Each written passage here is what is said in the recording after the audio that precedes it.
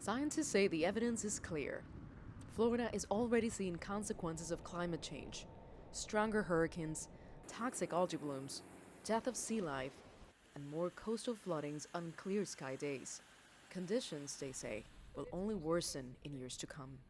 There's a 70% chance that you're going to see something on the order of 200 days a year at about the mid-century where there's flooding in streets.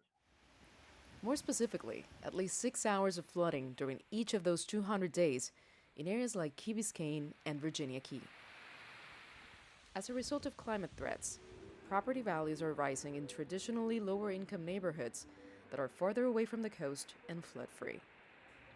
In this trailer park in Miami, rents have soared. Many of those who couldn't afford the hikes were evicted. Little Haiti, another low-income neighborhood in South Florida, is seeing similar changes. Houses are for sale, businesses have closed, big investors are coming in.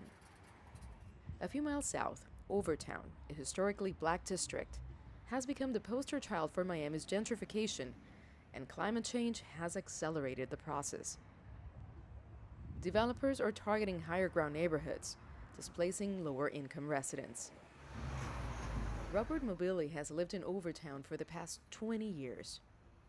The difference is the value and houses, and you're knocking everything down, putting big buildings up, replacing everything. But it's still costing everybody much as money. It's just costing them even more now. The average rent for a one-bedroom apartment in this upcoming black majority neighborhood is now $1,075 per month, way above what residents say it was 10 years ago. Some, like Robert, feel left out. Others see it as progress. Nicole Gates is a managing partner of the Little Greenhouse Grill and an outspoken member of Overtown's community. We no longer have to take our dollars out of the community, but they can stay here and actually recycle and help to build the community. It has changed so much for the better, to the point that, even the reputation and the stories that are coming out of this neighborhood, that really is reflective of how the neighborhood is changing. Jobs are being created, better homes are being built, better stores are coming into the neighborhood. At one point, there wasn't even a grocery store in this neighborhood. I see both sides of it because I also work with developers on one side, but I also understand from the community side that it's hard for the residents when things change. And I think what has to happen is we need developers that have a social responsibility conscience, right? Gentrification is not just the evil that we say it is. There's some sides to it that are important to uplift the community.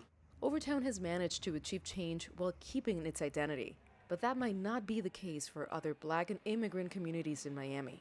Developers backed by wealthy clientele continue to move into Florida, looking for climate-resilient properties, willing to pay big money and inevitably displace those who cannot compete with their deep pockets.